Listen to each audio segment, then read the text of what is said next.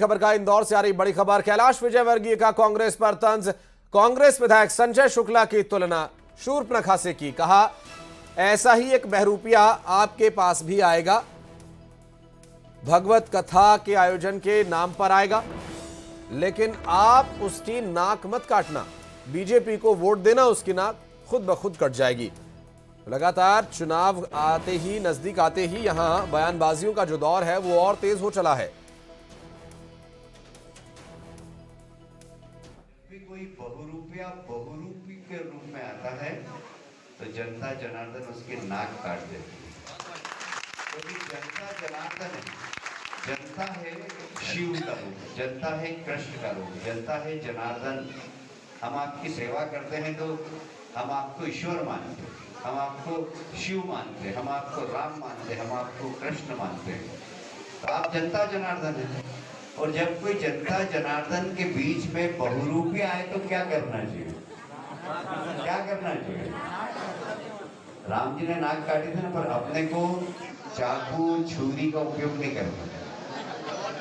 अपने को प्रजातंत्र के अंदर काटना नहीं नाक।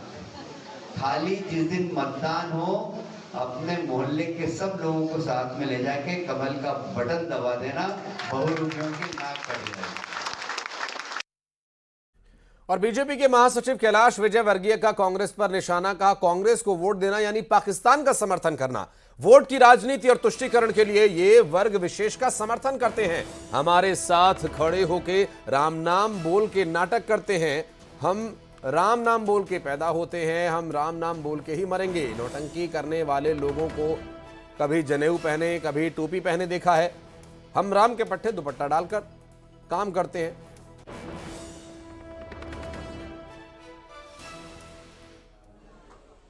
बहुत पुराने कार्यकर्ता हुआ है, पता नहीं आप लोग तो पहचानते हैं नहीं, गुड्डू वगैरह पहचानते हैं, दिनेश जी पहचानते हैं, कुछ लोग पहचानते होंगे।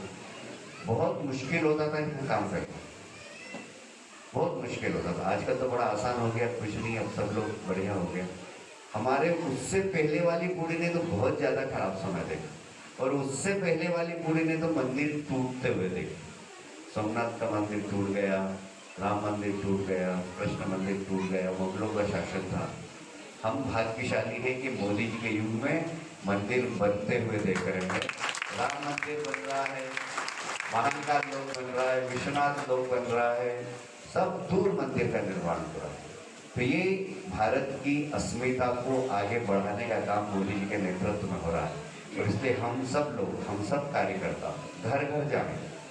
कांग्रेस को वोट देना मतलब पाकिस्तान का समर्थन करना, ये सबको समझाना। क्योंकि ये लोग सिर्फ वोट की राजनीति के लिए, तुष्टीकरण की नीति के लिए एक विशेष वर्ग के लोगों को समर्थन करते हैं सिर्फ, और हमारे साथ खड़े होकर राम राम बोल के नाटक करते हैं। हम तो राम राम बोलकर पैदा हुए और राम राम बोलकर ही मरेंगे। हमारा तो प्रारंभ भी राम से होता है और अंत भी राम से होता है। हम नौटंकी वाले लोग नहीं हैं, कभी जनेऊ पहन ली, कभी टोपी पहन ली, कभी क्या करके। राम के पट्टे हैं, दुपट्टा डालते तो सरेआम कहीं पर भी जाए तो दुपट्टा डाल के जाते। कोई उसमें डुप्लीकेट रोल नहीं है अपना। भारतीय जनता पार्टी का कार्यकर्ता।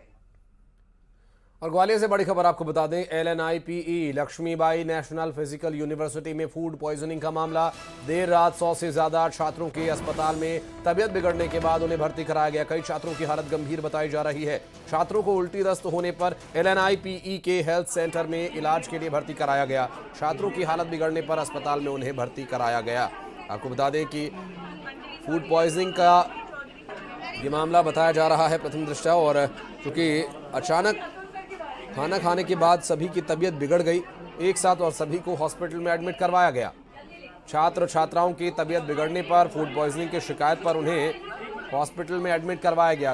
ये 100 से ज़्यादा छात्र छात्राओं की तबीयत बिगड़ने के बाद इन्हें एडमिट करवाया गया। ग्वालियर से ये पूरा घटनाक्रम सामने आया। लक्ष्मीबाई नेशनल फिजिकल यूनिवर्सिटी में फूड पॉइजनिंग का ये मामला। सर एक्चुअल में ये तो मतलब हमें भी नहीं पता कि फूड पॉइजनिंग हुआ है नहीं हुआ है, बट कह सकते एक तरीके से जब इतने बड़े लेवल पे लोग बीमार हो गए हैं, बॉयज़ हॉस्टल गर्ल्स हॉस्टल चारों तरफ, तो कंडीशन भी बहुत ज़्यादा ख़राब हो गई है सर इस वजह से। कुल कितने छात्र छात्राएं बीमार हुए हैं? सर इसका पर्टिकुलर मुझे तो कोई नॉलेज नहीं, बट हॉस्पिटल में आप देख ही रहे हो। फिर हॉस्पिटल में? हाँ, लगभग कह सकते हैं सर। क्या खाया था आपने, क्या बना था उनके? लास्ट क्लास जो डिनर था उसमें पनीर बना हुआ था। तो इसका मेस का जो ओनर है वो कौन है? सर ये इसकी इन्फॉर्मेशन तो नहीं है मुझे एक्चुअल में, मैं इसके ओनर की पूछ रही, क्योंकि हम भी नए नए हैं सर, अभी पढ़ने आए हैं। तो अब आपकी हालत कैसी है?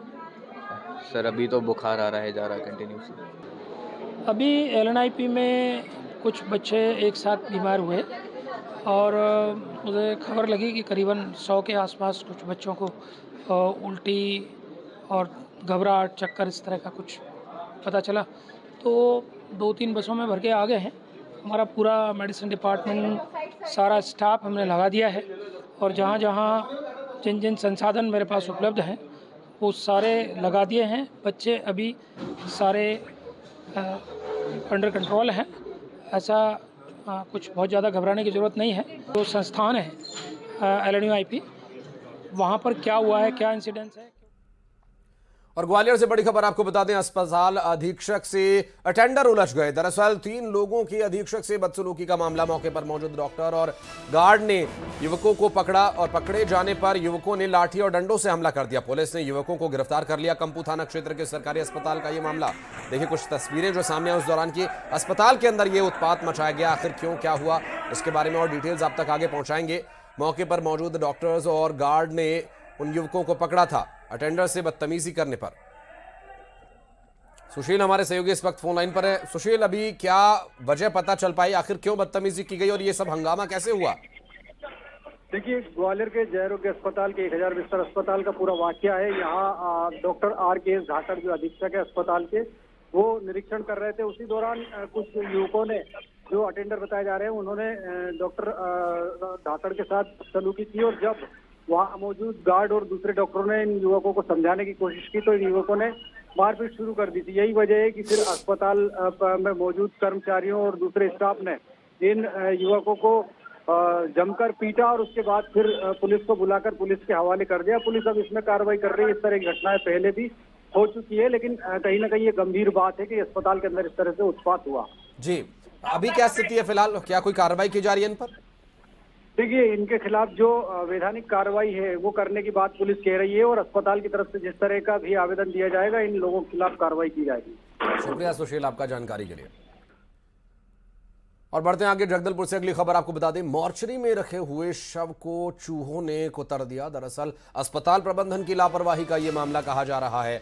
मॉर्चरी में रखे हुए एक शव को रात भर चूहे कुतरते रहे। चूहे शव को कुतरते रहे और इस पूरे मामले में मृतकों के परिजनों में अब आक्रोश है। दरअसल अस्पताल प्रबंधन पर लापरवाही बरतने का आरोप लगा है। डीप फ्रीजर में बंद होने से चूहों ने शव को कुतरा। दरअसल पूर्व मंत्री महेश गागड़ा ने लापरवाही किए जाने का आरोप लगाया है। जगदलपुर से यह पूरा मामला, जिला चिकित्सालय बीजापुर, जहां पर मॉर्चरी में रखे हुए शवों को चूहों के द्वारा कुतरे जाने का मामला सामने आया। अस्पताल प्रबंधन पर लापरवाही बरतने का आरोप लग रहा है और अब इस पूरे मामले में प्रबंधन की तरफ से क्या जवाब दिया जाएगा ये भी देखने का विषय होगा। प्रबंधन पर सख्त कार्रवाई किए जाने की मांग की जा रही है। परिजनों में नाराजगी है। जिनके परिजनों के शव वहां पर रखे हुए थे उनमें बेहद नाराजगी है, स्वाभाविक है। और अब इस पूरे मामले में मॉर्चरी में रखे हुए शव को चूहों के द्वारा कुतरे जाने पर क्या कार्रवाई की जाएगी और किस तरह से इसके उचित प्रबंध किए जाएं ताकि आगे इस तरह की गड़बड़ी न हो। मॉर्चरी में रखे हुए शव को रात भर चूहों ने कुतरा। श्रीनिवास नायडू हमारे सहयोगी इस वक्त हमारे साथ मौजूद है। श्रीनिवास, अभी की स्थिति क्या है, वहां पर क्या कह रहा है प्रबंधन? देखिए, बहुत ही गंभीर मामला बीजापुर अस्पताल का सामने आया है। एक महिला का निधन हो गया था तो परिजनों ने उसके शव को, बॉडी को जिला अस्पताल मॉर्चरी में रखा था। देर रात हो गया था निधन। तो जब सुबह जब परिजन पहुंचे शव को लेने, तब उनके भी होश उड़ गए क्योंकि पूरे शव को चूहों ने कतर दिया था। जो वहां पर ड्रिप था, जो AC था, वो बंद पड़ा था, जिसके चलते जो चूहे हैं वो लगातार जो शव है उसको कुतरते रहे। इस मामले को लेकर परिजन तो काफी आक्रोश है। वही भाजपा के जो नेता है पूर्व मंत्री महेश गागड़ ने भी गंभीर आरोप लगाया है, अस्पताल प्रबंधन की लापरवाही करने का आरोप लगाया है और सभी के खिलाफ सख्त कार्रवाई करने की भी बात कही है। इस मामले को लेकर अभी तक जिला प्रशासन या फिर अस्पताल प्रबंधक किसी प्रकार का कोई बात सामने नहीं किया है, लेकिन हाँ, इस विषय को लेकर बीजापुर में काफी चर्चा का विषय बना हुआ है कि आखिर ये प्रबंधन की लापरवाही हुई कैसे।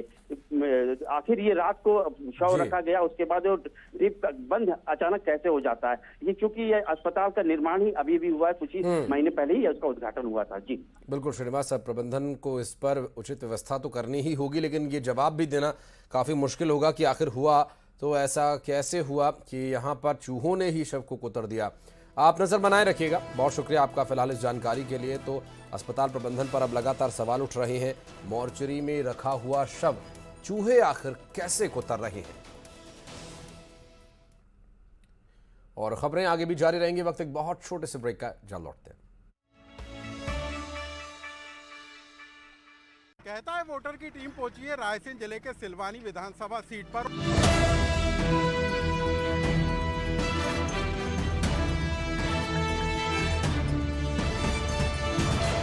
सुविधा ऐसी नहीं है कि जो इमरजेंसी में कोई भी पेशेंट आए तो उसको बेगमगंज में रोका जाए, उसको रेफर किया जाता है सागर या रायसेन।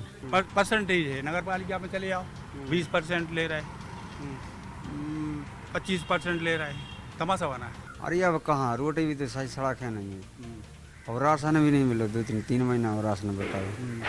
कोई विकास हुआ ही नहीं है, कहीं भी नहीं हुआ। यही हालात है, पूरा रोड गड्ढों में तब्दील है। हुआ होता दिखता तो सामने।